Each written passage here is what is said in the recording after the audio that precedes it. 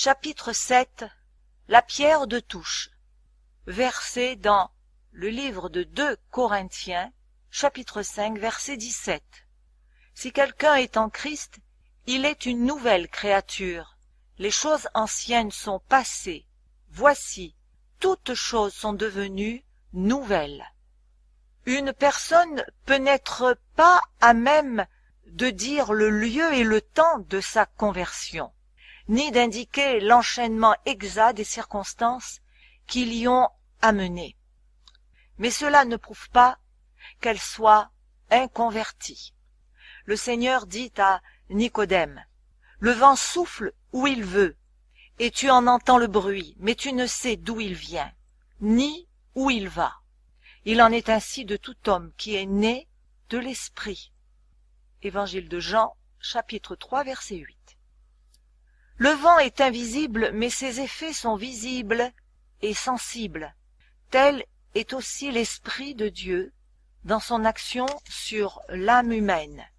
Une puissance régénératrice que nul homme ne peut voir engendre l'âme à une vie nouvelle. Elle crée un être nouveau à l'image de Dieu. Tandis que l'action de l'Esprit est silencieuse et imperceptible, ses effets sont manifestes. Si le cœur est renouvelé par l'Esprit de Dieu, la vie en rendra témoignage. S'il est vrai que nous ne pouvons rien faire pour changer nos cœurs, ou pour nous rendre tels que Dieu nous veut, si nous ne devons avoir aucune confiance en nous-mêmes ou en nos bonnes œuvres, notre vie révélera néanmoins que l'Esprit de Dieu demeure en nous. Un changement se remarquera dans notre caractère, nos habitudes et nos préoccupations. Le contraste entre ce qu'on a été et ce qu'on est sera marquant. Le caractère se révèle, non par les bonnes ou les mauvaises œuvres occasionnelles, mais par la tendance générale des paroles et des actions. Il est vrai qu'on peut avoir une conduite extérieurement correcte sans la puissance transformatrice de Jésus-Christ. L'amour du prestige et le désir de posséder l'estime de ses semblables peuvent produire une vie réglée. Par respect de soi-même, on peut éviter les apparences du mal. Un égoïste peut faire des actions généreuses. Comment alors déterminer de quel côté nous nous trouvons? Qui possède notre cœur? Avec qui sont nos pensées? De qui aimons-nous à nous entretenir? Qui possède nos plus chaudes affections et le meilleur de notre énergie? Si nous sommes à Jésus, nos pensées sont en lui, ainsi que nos plus douces émotions. Tout ce que nous sommes ou possédons lui est consacré. Nous désirons vivement reproduire son image, nous imprégner de son esprit, faire sa volonté et lui être agréable en toutes choses. Ceux qui deviennent des créatures nouvelles en Jésus-Christ produiront les fruits de l'esprit: l'amour, la joie, la paix, la patience, la bonté, la bénignité, la fidélité, la douceur, la tempérance. Galates, chapitre 5, versets 22 et 23. Ils ne se conformeront plus aux anciennes convoitises, mais par la foi au Fils de Dieu, ils suivront ses pas, réfléchiront son caractère, et se purifieront comme lui-même est pur. Désormais, ils aiment les choses qu'ils haïssaient, et les choses qu'ils aimaient, ils les haïssent. L'orgueilleux devient doux et humble de cœur. Celui qui était vain et autoritaire devient sérieux et modeste. L'ivrogne devient sobre, le licencieux devient pur. Les vaines coutumes et les modes du monde sont délaissés. Le chrétien recherchera non pas l'ornement extérieur, mais la parure intérieure est cachée dans le cœur, la pureté incorruptible d'un esprit doux et paisible. 1 Pierre, chapitre 3, verset 4. Sans réforme, il n'y a pas trace de véritable conversion. Le pécheur qui répare ses torts, qui rend ce qu'il avait dérobé, qui confesse ses péchés et qui aime Dieu et ses semblables, peut être assuré qu'il est passé de la mort à la vie. Dès que nous venons à Jésus en qualité de créature égarée et pécheresse, et que nous participons à son pardon, l'amour germe dans notre cœur. Tout fardeau devient léger, car le joug que Jésus nous impose est aisé. Le devoir devient un délice, le sacrifice un plaisir. Le sentier qui semblait enveloppé d'épaisses ténèbres est illuminé par les rayons éclatants du soleil de justice. La beauté du caractère de Jésus se retrouvera chez ses disciples. Il prenait plaisir à faire la volonté divine. Aimer Dieu et vivre pour sa gloire étaient les deux puissances de sa vie. Toutes ses actions étaient ennoblies et embellies par l'amour. L'amour vient de Dieu. Le cœur irrégénéré ne saurait le produire.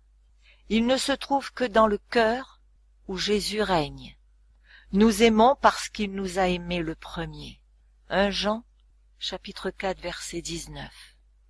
L'amour est à la base de tous les actes du cœur régénéré par la grâce divine.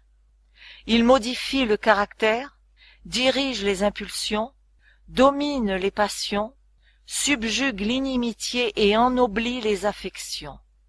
Cet amour cultivé dans le cœur adoucit la vie et répand une influence ennoblissante tout autour de soi. Il est deux erreurs dont les enfants de Dieu, tout particulièrement ceux qui viennent d'accepter sa grâce, doivent spécialement se garder. La première, nous en avons déjà parlé, consiste à se confier en ses propres œuvres et à se reposer sur quelque bonne action pour entrer dans la faveur de Dieu. Celui qui cherche à observer la loi et à devenir saint par ses efforts entreprend une impossibilité. Tout ce que peut faire l'homme hors de Jésus-Christ est entaché d'égoïsme et de péché. Seule la grâce de Jésus, par la foi, peut nous rendre saints. L'erreur opposée est non moins dangereuse. Elle consiste à croire que la foi en Jésus dispense l'homme d'observer la loi de Dieu, que la foi étant seule capable de nous rendre participants de Jésus-Christ, nos œuvres n'ont rien à voir avec notre rédemption. Veuillez observer ici que l'obéissance n'est pas seulement une soumission extérieure, mais un service d'amour. La loi de Dieu est un reflet de sa nature. C'est l'expression du grand principe de l'amour, et par conséquent, la base de son gouvernement dans le ciel et sur la terre. Si nos cœurs sont transformés à la ressemblance de Dieu, si l'amour divin est implanté dans notre âme, ne mettrons-nous pas en pratique la loi de Dieu dans notre vie? Quand le principe de l'amour est enraciné dans notre cœur, quand l'homme est transformé à l'image de celui qui l'a créé, cette promesse de la nouvelle alliance est accomplie. Je mettrai mes lois dans leur cœur et je les écrirai dans leur esprit. Hébreux 10, verset 16. Et si la loi est écrite dans le cœur, ne façonnerait-elle pas la vie? Une obéissance, une soumission qui a l'amour pour mobile, voilà la véritable preuve de notre conversion. Aussi est-il écrit, l'amour de Dieu consiste à garder ses commandements. Celui qui dit « je l'ai connu » et qui ne garde pas ses commandements est un menteur, et la vérité n'est point en lui. 1 Jean, chapitre 5, verset 3 et 1 Jean, chapitre 2, verset 4. loin de dispenser l'homme de l'obéissance, la foi, et la foi seule, le rend participant de la grâce de Jésus-Christ, qui le met à même d'être obéissant. Nous ne gagnons pas le salut par notre obéissance, puisque le salut est un don gratuit de Dieu, qui s'obtient par la foi. Par contre, l'obéissance est le fruit de la foi. Vous le savez, Jésus apparut pour ôter les péchés, et il n'y a point en lui de péché. Quiconque demeure en lui ne pêche point. Quiconque pêche ne l'a pas vu et ne l'a pas connu, nous est-il dit dans 1 Jean 3, versets 5 et 6. Là est la pierre de touche. Si nous demeurons en Jésus, si l'amour de Dieu demeure en nous, nos sentiments, nos pensées, nos actes seront conformes à la volonté de Dieu telle qu'elle est exprimée dans les préceptes de sa sainte loi. Petits enfants, que personne ne vous séduise, celui qui pratique la justice est juste. 1 Jean chapitre 3 verset 7. La justice est définie par la sainte loi de Dieu énoncée dans les 10 préceptes donnés sur le mont Sinaï. La prétendue foi en Jésus-Christ qui délie les hommes de l'obligation d'obéir à Dieu n'est pas de la foi, mais de la présomption. C'est par la grâce que vous êtes sauvés par le moyen de la foi. Mais la foi, si elle n'a pas les œuvres, elle est morte en elle-même. Éphésiens 2, verset 8, Jacques 2, verset 17. Avant son incarnation, Jésus disait de lui-même « Je veux faire ta volonté, mon Dieu, et ta volonté est au fond de mon cœur. » Psaume 40, verset 9. Et au moment de remonter au ciel, il faisait cette déclaration « J'ai gardé les commandements de mon Père, et je demeure dans son amour. » Jean 15, verset 10. Si nous gardons ces commandements, par là nous savons que nous l'avons connu, dit l'Écriture. Celui qui dit qu'il demeure en lui doit marcher aussi comme il a marché lui-même. 1 Jean, chapitre 2, versets 3 et 6. Christ aussi a souffert pour vous, vous laissant un exemple, afin que vous suiviez ses traces. 1 Pierre, chapitre 2, verset 21. Les conditions de la vie éternelle sont aujourd'hui ce qu'elles ont toujours été, ce qu'elles étaient au paradis avant la chute de nos premiers parents. Une obéissance parfaite à la loi de Dieu, une justice parfaite. Si la vie éternelle était accordée à d'autres conditions, le bonheur de l'univers tout entier serait compromis.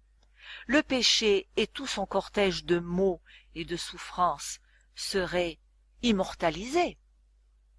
Avant la chute, il était possible à Adam d'acquérir un caractère juste par l'obéissance à la loi de Dieu.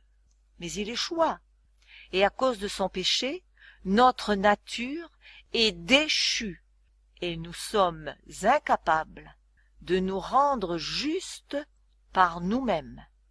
Étant mauvais, nous ne pouvons pas obéir parfaitement à une loi sainte. Nous ne possédons pas de justice personnelle qui nous permette de répondre aux exigences de la loi de Dieu. Mais Jésus-Christ nous a préparé une issue. Il a vécu sur la terre au milieu des mêmes épreuves et des mêmes tentations que nous. Il a vécu sans péché. Il est mort pour nous et maintenant, il nous propose de prendre sur lui nos péchés et de nous donner sa justice. Si vous vous donnez à lui et si vous l'acceptez comme votre sauveur, quelque coupable que votre vie ait pu être, vous êtes à cause de lui considéré comme étant juste. Le caractère de Jésus-Christ est substitué à votre caractère et vous avez accès auprès de Dieu comme si vous n'aviez jamais péché. il y a plus. Jésus change votre cœur. Il y habite par la foi. Ces rapports avec Jésus par la foi et cette reddition constante de votre volonté à la sienne, il faut les maintenir. Tant que vous le ferez, il produira en vous le vouloir et le faire selon son bon plaisir. Vous pourrez donc dire, si je vis, ce n'est plus moi qui vis, c'est Christ qui vit en moi. Si je vis maintenant dans la chair, je vis dans la foi au Fils de Dieu, qui m'a aimé et qui s'est livré lui-même pour moi. Galates 2, verset 20. C'est ainsi que Jésus pouvait dire à ses disciples, « Ce n'est pas vous qui parlerez, c'est l'Esprit de votre Père qui parlera en vous. » Matthieu 10, verset 20. Alors l'Esprit de Jésus-Christ, agissant en vous, vous permettra de manifester les mêmes dispositions que lui, et vous accomplirez les mêmes œuvres, des œuvres de justice et d'obéissance. Nous n'avons donc en nous absolument rien dont nous puissions tirer vanité. Nous n'avons aucun sujet de nous glorifier. C'est sur la justice de Jésus qui nous est imputée et sur celle de son esprit produit en nous et par nous que reposent toutes nos espérances. Quand on parle de la foi, il y a une distinction qu'il ne faut pas perdre de vue. Il est un genre de croyance essentiellement distincte de la foi. L'existence de Dieu, sa puissance et la véracité de sa parole sont des faits que Satan lui-même et ses anges, dans leur fort intérieur, ne peuvent nier. La Bible nous dit, les démons croient aussi, et ils tremblent. Jacques 2, verset 19. Mais ce n'est pas là de la foi. La foi, celle qui est agissante par la charité et qui purifie l'âme, n'est pas une simple adhésion à la parole de Dieu. C'est la reddition complète entre les mains du Sauveur de notre cœur et de toutes ses affections. C'est par le moyen de cette foi-là que l'âme est transformée à l'image de Dieu. Et ainsi le cœur qui, dans sa condition irrégénérée, ne se soumet pas à la loi de Dieu, il ne le peut même pas, trouve désormais son plaisir dans la pratique de ses saints préceptes et s'écrie avec le psalmiste « Combien j'aime ta loi, elle est tout le jour l'objet de ma méditation. » Psaume 119, verset 97. Et la justice de la loi est accomplie en nous qui marchons non selon la chair, mais selon l'esprit. Romains 8, verset 4. Il est des personnes qui ont appris à connaître l'amour et le pardon de Jésus-Christ et qui désirent sincèrement être des enfants de Dieu. Toutefois, elles voient les imperfections de leur caractère et les insuffisances de leur vie, et elles en viennent à douter de la réalité de leur régénération par le Saint-Esprit. Je leur dirai, ne vous laissez pas abattre. Nous devrons souvent nous prosterner aux pieds de Jésus pour y venir pleurer sur nos manquements et nos erreurs, mais ce n'est pas une raison pour nous laisser aller ou découragement. Même si nous sommes vaincus par l'ennemi, nous ne sommes pas repoussés, délaissés, ni rejetés par Dieu. Non, Jésus-Christ est à la droite de Dieu et il intercède en notre faveur. Le disciple bien-aimé disait, « Je vous écris ces choses afin que vous ne péchiez point. Et si quelqu'un a péché, nous avons un avocat auprès du Père, Jésus-Christ le juste. » 1 Jean chapitre 2 verset 1. N'oubliez pas ces paroles du Sauveur. Le Père lui-même vous aime. Jean 16 verset 27. Il désire vous ramener à lui et voir reproduite en vous sa pureté et sa sainteté, si seulement vous consentez à vous remettre entre ses mains. Celui qui a commencé en vous la bonne œuvre la perfectionnera jusqu'au jour de Jésus-Christ. Priez avec plus d'ardeur, que votre confiance soit plus implicite. À mesure que nous nous défions de nos propres forces, apprenons à nous confier en celle de notre Rédempteur, et nous glorifierons celui qui est notre vie et notre joie. Plus vous vous approcherez de Jésus, plus vous vous rendrez compte de vos lacunes, car votre vision spirituelle sera plus claire, et vos imperfections offriront un contraste de plus en plus frappant avec la perfection de sa nature. C'est la preuve que les charmes de Satan ont perdu leur puissance et que l'influence vivifiante de l'Esprit de Dieu vous tire de votre léthargie. Un amour profond pour Jésus ne peut pas prendre naissance dans un cœur qui n'a pas un vif sentiment de son péché. Si nous ne voyons pas notre difformité morale, nous avons la preuve indubitable que nous n'avons pas encore discerné la beauté et l'excellence de Jésus-Christ, dont le caractère fait l'admiration de l'âme transformée par la grâce. Moins nous trouverons de choses estimables en nous, plus nous comprendrons la pureté infinie et l'amour de notre Sauveur. La vue de notre nature pécheresse et de notre impuissance nous jette dans les bras de celui qui peut nous pardonner. Et Jésus révèle sa force à l'âme qui le recherche dans le sentiment de sa faiblesse.